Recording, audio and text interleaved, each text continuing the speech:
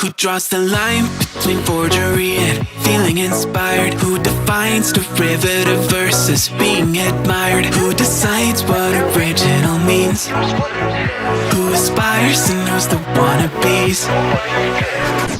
Upon the shoulders of giants, I've got a long way to go. Oh, I never get here on my own. See the view from the top.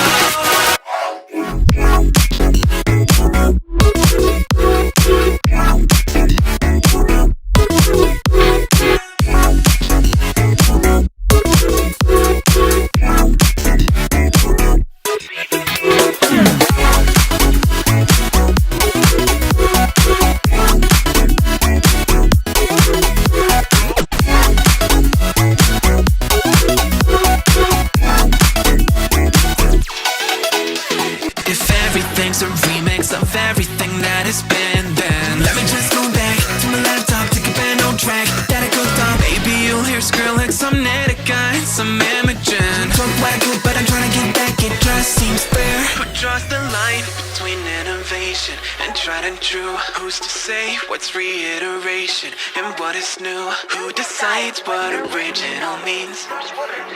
Who aspires and knows the wannabes?